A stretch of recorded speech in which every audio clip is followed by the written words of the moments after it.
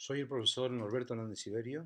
El tema que nos toca presentar hoy es obstrucción intestinal, síndrome muy frecuente e importante. Muchas de las patologías que estudiarán en cirugía digestiva en algún momento de su evolución pueden debutar con un cuadro clínico de obstrucción intestinal.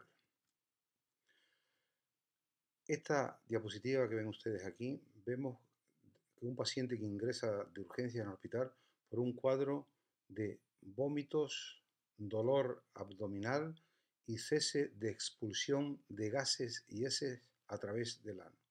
Podemos observar cómo el abdomen está a mayor nivel que el tórax. Esto es un cuadro típico de obstrucción intestinal y se define como un estancamiento al paso del contenido sólido, gaseoso o líquido en cualquier parte del tramo gastrointestinal. Es una patología muy frecuente, es prácticamente el 20% de los ingresos quirúrgicos de urgencia de los hospitales y el 1 a 2% de los ingresos hospitalarios en general. La obstrucción intestinal, el 90% se va a localizar en el intestino delgado, es decir, en el yeyuno o en el ilio, y el 10% de los cuadros de oclusión intestinal se van a localizar en el colon. Esta es una patología que tiene todavía hoy en día una mortalidad que se va a producir generalmente por un cuadro de shock hipovolémico, por un cuadro de shock séptico, como discutiremos a continuación. Debajo de esta distensión abdominal, de este cuadro obstructivo, de este síndrome, se van a ocultar muchas patologías, diferentes etiologías que nosotros tenemos que averiguar con los estudios analíticos, clínicos y radiológicos para poderlas tratar correctamente. La obstrucción intestinal se puede clasificar, la podemos entender de acuerdo a la localización. Como dije anteriormente, se va a localizar en el 90% de los casos en el intestino delgado, en el yeyuno, en el ilio, y en el colon se va a localizar en el 20% de los casos. Esta obstrucción intestinal puede ser completa, es decir, va a haber un cese en el paso, en algún punto del tramo digestivo, del contenido gaseoso o líquido, o va a ser una obstrucción incompleta, es decir, que este obstáculo que va a obstruir el intestino va a permitir el paso dificultoso de gas o líquido a su través. De acuerdo a la patogenia, la obstrucción intestinal mecánica es aquella cuando hay un obstáculo orgánico, anatómico o estructural permanente en la luz intestinal o en la pared intestinal o bien extraintestinal. La obstrucción intestinal mecánica, la podemos decir en simple, es aquella que no existe compromiso de la vascularización del asa intestinal, y obstrucción intestinal estrangulada cuando existe, además de la obstrucción, un compromiso importante del asa intestinal en cuanto a su irrigación. Y se puede producir una isquemia del asa intestinal, una gangrena y perforación del asa obstruida mecánicamente y estrangulada. Entendemos una obstrucción intestinal funcional, paralítica o adinámica cuando existe un fallo o un cese en la función motora del aparato digestivo. Esto puede suceder en la peritonitis bacteriana o la peritonitis química, o bien también puede suceder en situaciones metabólicas tóxicas, como puede ser en la diabetes o como puede ser en la uremia, y también podemos encontrarnos con obstrucciones intestinales funcionales o adinámicas en caso de utilizar fármacos que entorpezcan los movimientos peristálticos normales del intestino. En cuanto a la epidemiología, hemos de tener en cuenta una serie de factores, como pueden ser la edad o otros factores, que nos va a permitir a nosotros hacer un diagnóstico de certeza cuando veamos a estos pacientes en urgencia o aproximarnos a su diagnóstico. Así pues, la obstrucción del intestino delgado, vamos a ver, vamos a contemplar que prácticamente el 70% de los casos van a ser debido a adherencias posoperatorias, como el 15 al 20% de los casos van a ser debido a hernias inguinales, hernias crurales, hernias umbilicales o bien eventuaciones que se han estrangulado o se han encarcelado produciendo un cuadro de obstrucción intestinal. Los tumores malignos del intestino delgado van a producir también entre un 15 o 20% de los casos de obstrucción intestinal. También vamos a tener cuadros de obstrucción intestinal en la invaginación o en la enfermedad inflamatoria intestinal, sobre todo la enfermedad de Crohn. Vemos como en el intestino grueso los casos de obstrucción intestinal van a ocupar el 10% de los casos y de estos el 80% se van a ver a cáncer de colon, el 15% a diverticulitis y el 15% también vamos a encontrarnos como un vólvulo de intestino puede producir un cuadro de obstrucción intestinal. Teniendo en cuenta la fisiopatología, que es importante para poder comprender la enfermedad y sobre todo para poderla tratar correctamente, nos vamos a encontrar que va a existir un aumento de la pérdida de líquidos, que va a haber una alteración en la motilidad intestinal y esto va a repercutir con unos trastornos sistémicos. Se va a acumular, esta es la zona aquí de estenosis, es la zona de obstrucción mecánica, vemos como el intestino proximal se dilata y en la luz se va a acumular gran cantidad de líquido que también se acumula en la pared intestinal y líquido que va a trasudar al peritoneo. Hemos de saber y sabemos que se va a producir una gran cantidad de jugos intestinales que van a tener que ser absorbidos por el intestino. Así pues, se van a producir unos 10 litros de líquido, de secreciones salivares, secreciones biliares, secreciones pancreáticas, secreciones hepáticas, secreciones intestinales. De estos 10 litros se van a absorber en el intestino delgado 8.5 litros y va a pasar al colon unos 1.5 litros. De estos se van a absorber prácticamente todos en el intestino grueso y se van a eliminar por el ano solamente un 2% de esto. Así, gran parte de estos líquidos que se producen normalmente se van a absorber en el intestino delgado sobre todo y también en el intestino grueso. Entonces, cuando hay esta gran dilatación del intestino, va a haber una inversión de la función intestinal y va a pasar de ser una superficie absorbente a una superficie secretora. Por lo tanto, se acumula aquí mucho líquido intraluminal, líquido en la pared intestinal y líquido que va a pasar también al peritoneo. Además, este exceso de líquidos que se van a producir en el intestino, también se van a acumular gas que procede del gas que inhalamos nosotros, gas que procede de la fermentación bacteriana y gas que procede también de la neutralización del bicarbonato. Así pues, nos vamos a encontrar con un intestino muy dilatado por el gas que se acumula aquí y por el líquido que se acumula aquí. Además, estos pacientes que están con un cuadro de obstrucción intestinal van a tener una alteración de la motilidad. En un principio, el intestino va a tener movimientos peristálticos que intentan vencer el obstáculo que produce la obstrucción intestinal. Va a haber movimientos peristálticos que se manifiestan clínicamente como el dolor. Cuando tenemos la obstrucción que se localiza en el yeyuno, estos movimientos peristálticos serán entre 3 a 5 minutos y cuando la obstrucción se localiza en el ilion terminal, los movimientos peristálticos van a ser entre 10 y 15 minutos.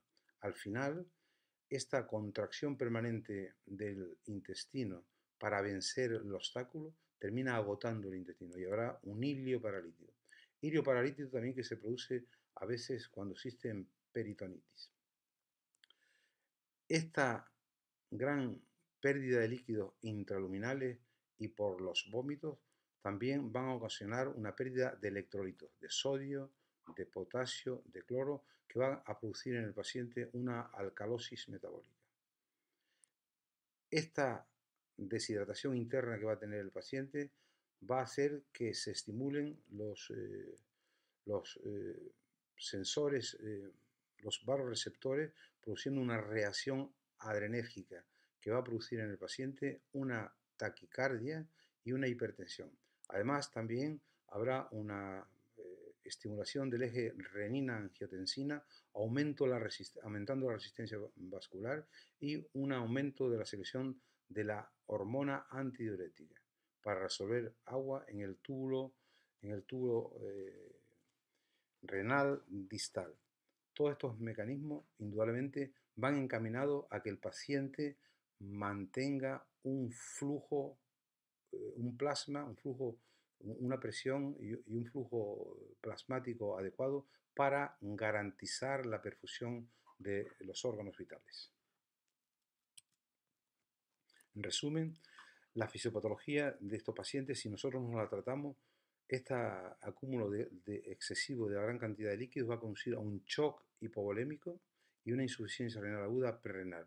También habrá una translocación bacteriana debido a la rotura de la barrera intestinal y a la alteración bacteriana. Va a ser que pasen al torrente sanguíneo y al sistema linfático directamente las toxinas bacterianas y las bacterias. También estas bacterias van a trasudarse al peritoneo produciendo un cuadro de sepsis.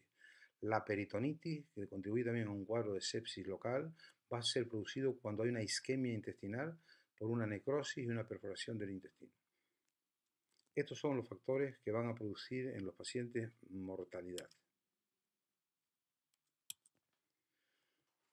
Con respecto a la clínica, debemos considerar en nuestros pacientes el dolor. El dolor es un dolor que es cólico cuando es una obstrucción intestinal mecánica y es la traducción de los movimientos peristálticos del paciente para vencer el obstáculo mecánico de la obstrucción. Dolor cólico que no es constante, que es en oleadas, que el paciente describe como un dolor importante que asciende, que va ascendiendo para luego disminuir de intensidad y desaparecer. Dolor que va a reaparecer de acuerdo a dónde se localice la obstrucción a los 5 minutos o a los 10 minutos. Las obstrucciones intestinales bajas del colon, este dolor cólico no se manifiesta con este dolor tan intenso, sino es un dolorimiento general. También nos vamos a encontrar con un dolor de disconfort del paciente, de esa gran distensión intraabdominal debido al acúmulo de gases y de heces.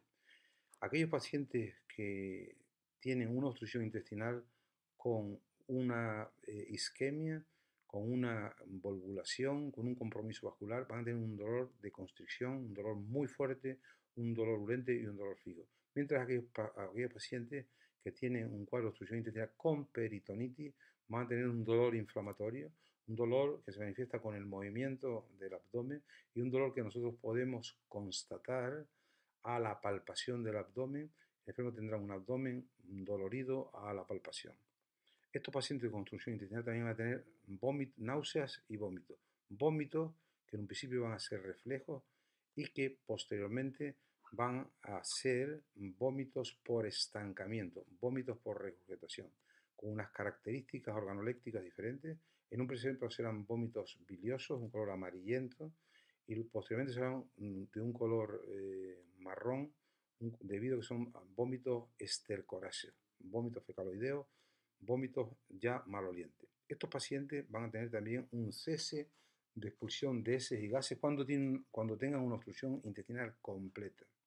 Se va a manifestar indudablemente por distensión abdominal, el abdomen estará a un nivel superior al tórax y indudablemente debido al secuestro de líquido en la luz intestinal, en la pared y en el abdomen, van a repercutir en el estado general con un choque hipovolémico, con una insuficiencia renal, prerrenal e indudablemente si tiene un sepsis con un cuadro de sepsis general.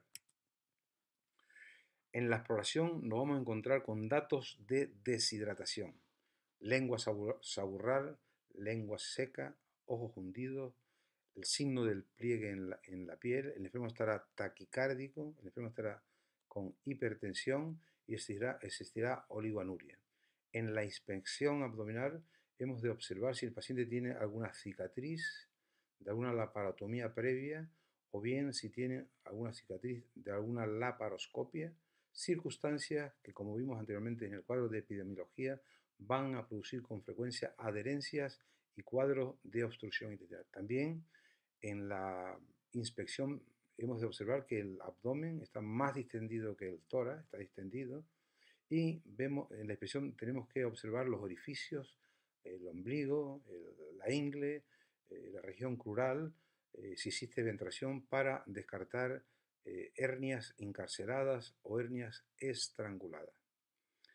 A la palpación podemos observar a estos pacientes que tienen dolorimiento a la palpación superficial y en aquellas circunstancias en que los enfermos se presenten con un cuadro de peritonitis porque tienen un asa estrangulada, porque tienen un compromiso vascular en un asa, han trasudado ya líquido al abdomen, se va a manifestar con un dolorimiento a la palpación profunda y con un signo de rebote positivo, es decir, un signo de Bloomberg positivo.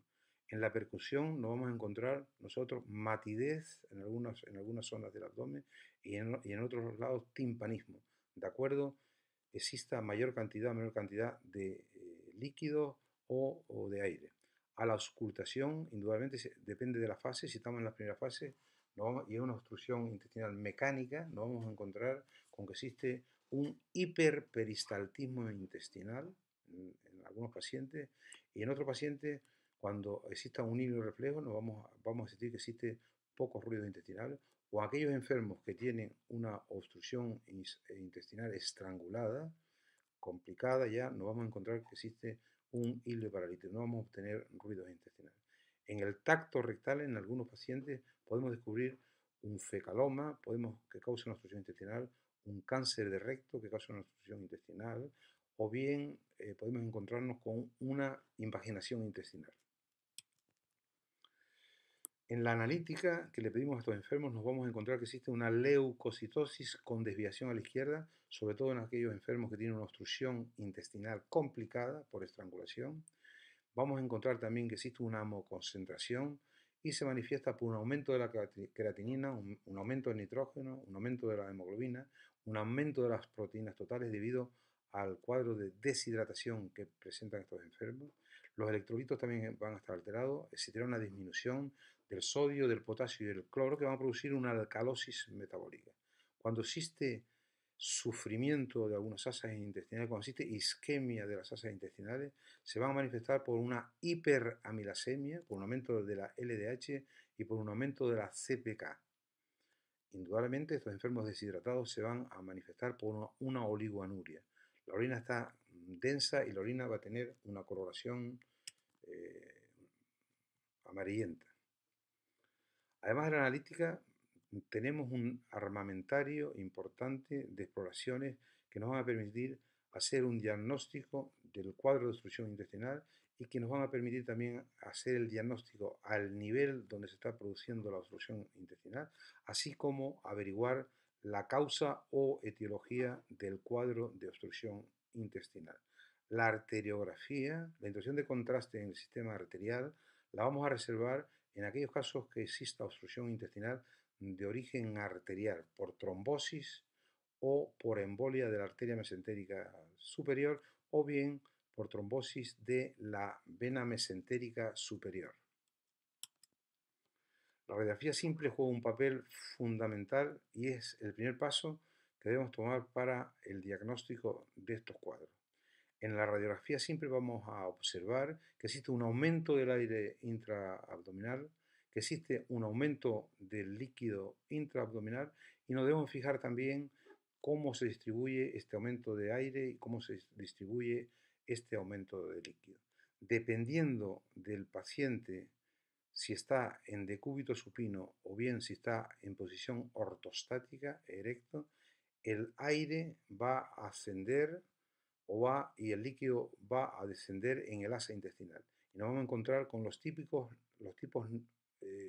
niveles hidroaéreos de la obstrucción intestinal.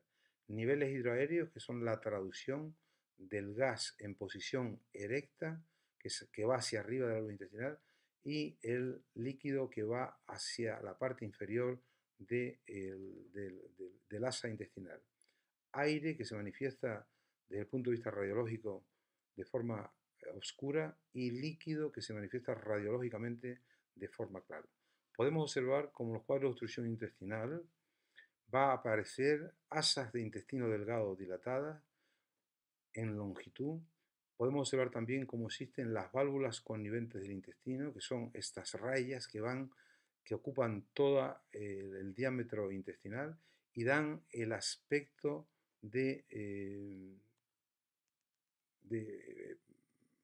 pilas de monedas.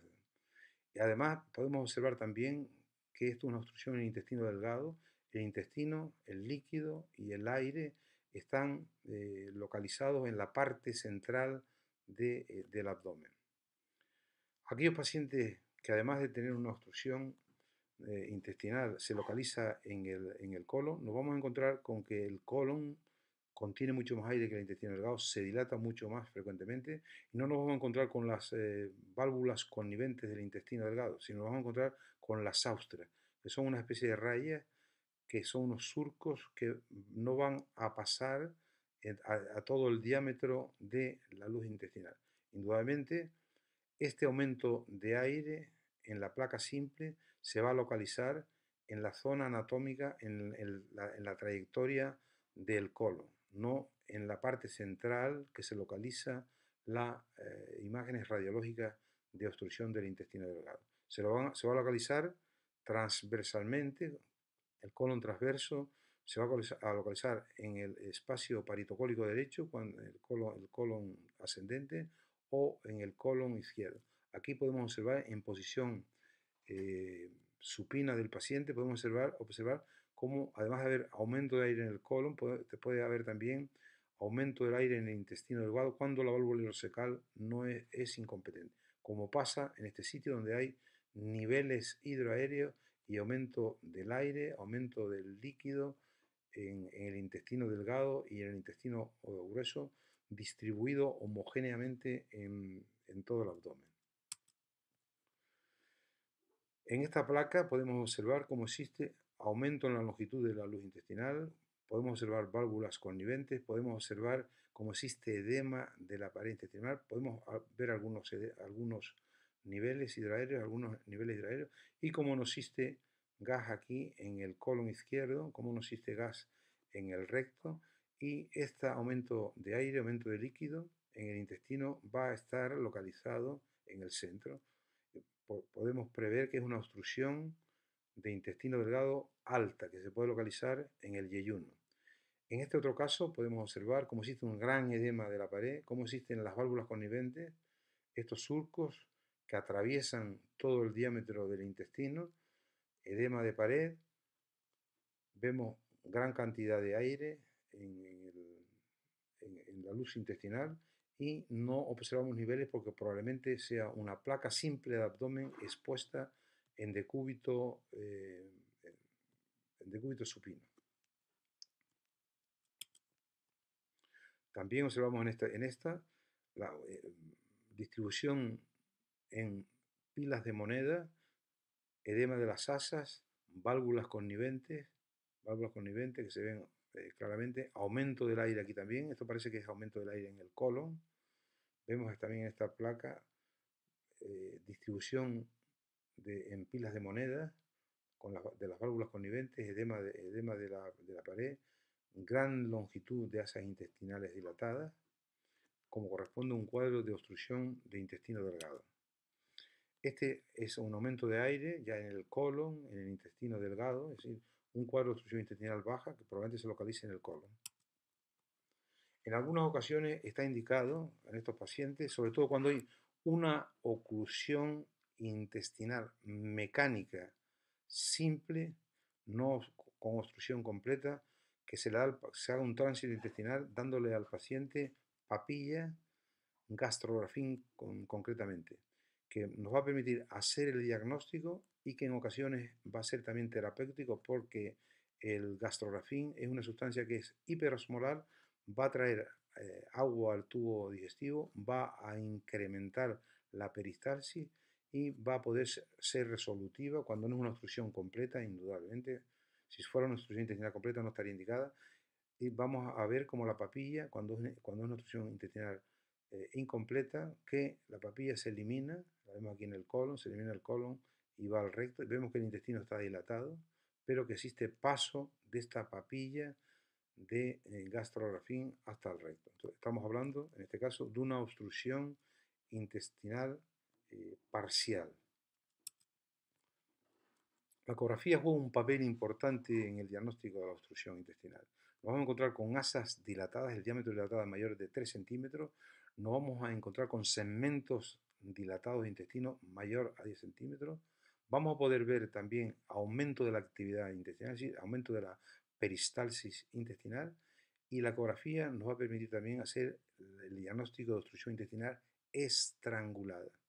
En ella vamos a ver una asa fija, vamos a ver líquido dentro del asa, líquido en la cavidad peritoneal y vemos como que esta asa que está sufriendo, esta asa que está isquémica es una asa que es aperistáltica, que no se mueve. Por la ecografía vamos a poder saber e identificamos la etiología del cuadro de obstrucción intestinal. La ecografía tiene un gran inconveniente que depende del radiólogo que la hace, es radiólogo dependiente indudablemente y tiene una dificultad añadida ya que existen asas dilatadas con una gran cantidad de gas que va a interferir en la interpretación ecográfica. La tomografía axial computarizada, qué duda cabe que nos va a confirmar que la obstrucción intestinal es una obstrucción intestinal mecánica, nos va a ayudar para determinar el nivel de la obstrucción, se localiza en el intestino delgado, se localiza en el intestino grueso y nos va a dar la etiología de la enfermedad que está produciendo el cuadro de obstrucción intestinal. Las imágenes que dan son unas imágenes similares a las de la ecografía, pero con mayor precisión. Y sobre todo la tomografía axial computarizada nos va a ser útil para el diagnóstico de una obstrucción intestinal complicada, de una obstrucción intestinal estrangulada, en la cual veremos que no existe contraste en la pared intestinal. Existe, no hay un refuerzo de contraste en la pared intestinal. Existe un engrosamiento de la pared intestinal, hay líquido dentro de la pared intestinal y líquido libre en el peritoneo. Además, nos podemos encontrar con gas en la pared, gas en el sistema portal y gas libre, que nos habla de una obstrucción intestinal complicada, de una obstrucción intestinal estrangulada. En este caso, concretamente, vemos las asas de intestino delgado que están dilatadas, vemos las válvulas conniventes. Nos fijamos aquí, podemos observar, esto es una imagen que se localiza en el ilion terminal, es una imagen por un cálculo que va a producir, que está produciendo en este paciente, un cuadro de obstrucción intestinal intraluminal. Este cálculo ha pasado de la vesícula biliar, se ha formado una fístula entre la vesícula biliar y el duodeno, y ha pasado de la vesícula biliar al duodeno, produciendo el cuadro de obstrucción intestinal.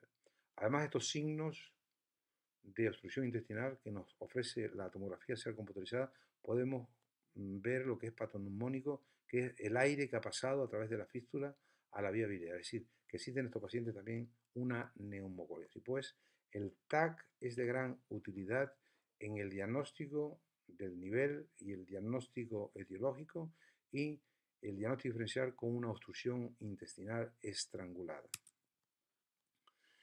Así pues, con este armamentario que tenemos en la clínica, nos va a permitir hacer un diagnóstico y las metas que queremos conseguir es, tenemos que confirmar que se trata de un cuadro de obstrucción intestinal, tenemos que localizar el segmento que está obstruido y tenemos que saber la etiología.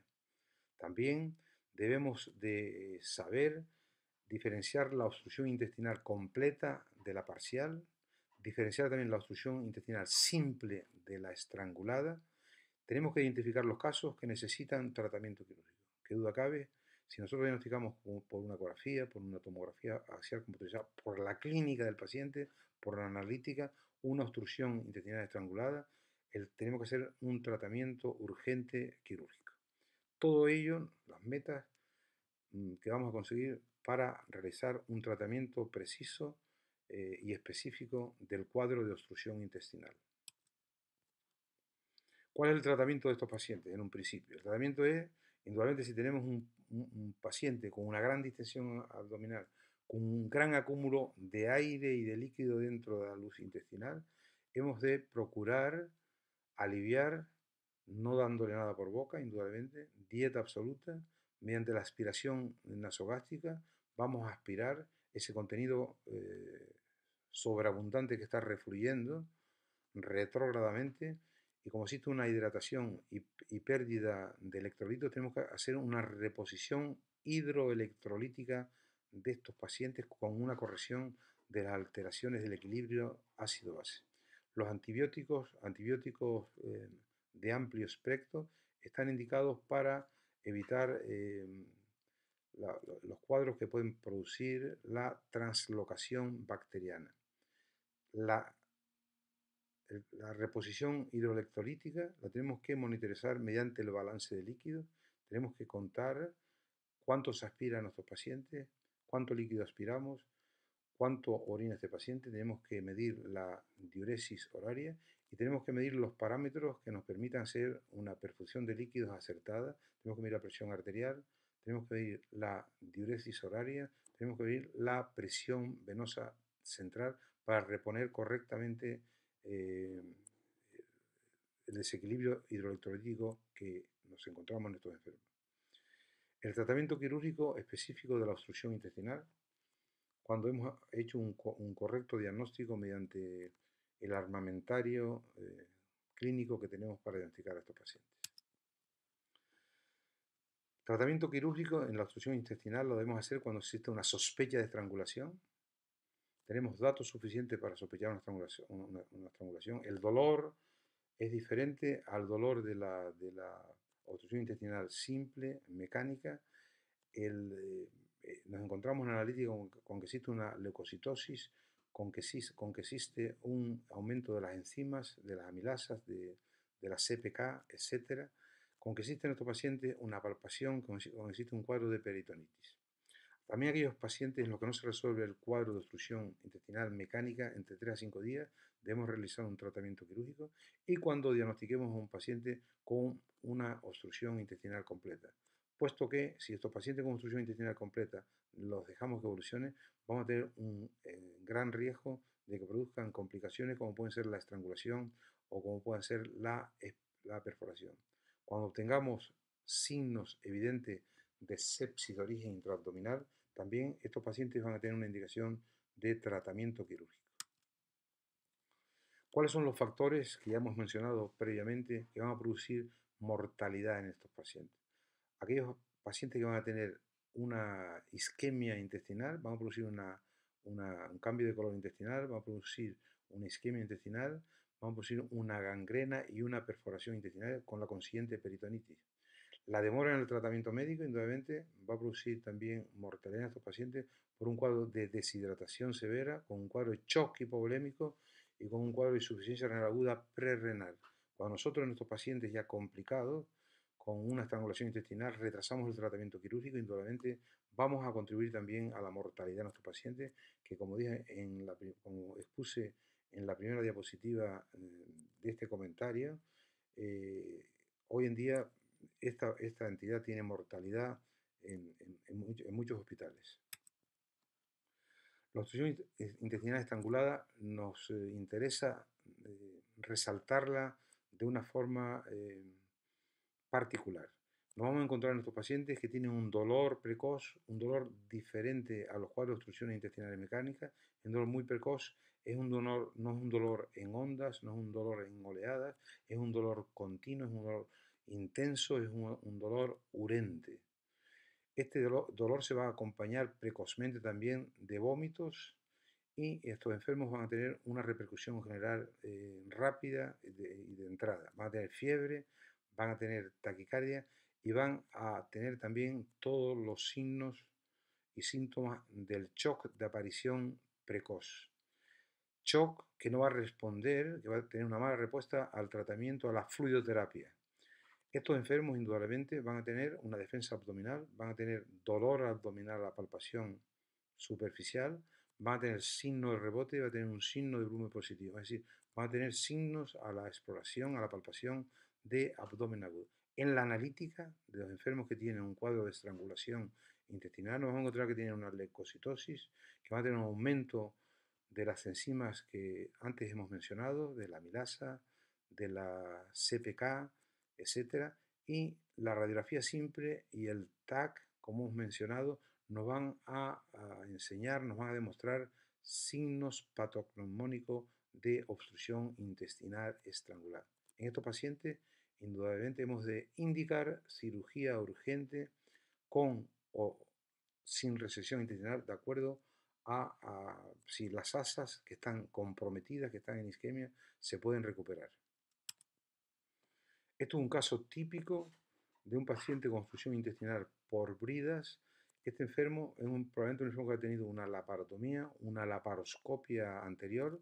En estos pacientes se produce un trauma local con una respuesta inflamatoria local y con una fibrogénesis, es decir, con un aumento de la fibrogénesis y con la formación de fibras duras, firmes, que van a producir un cuadro de estrangulación intestinal, de volvulación intestinal. Estos enfermos se operan de urgencias mediante laparotomía o laparoscopia, seccionamos la brida y nos encontramos con el asa ya está liberada, que tiene una coloración diferente a las asas normales intestinales y en principio esperamos un tiempo, la bañamos o la empapamos o con compresas empapadas en suero fisiológico o en otro tipo de líquido caliente, a ver si cambia la coloración, a ver si tienen peristaltismo.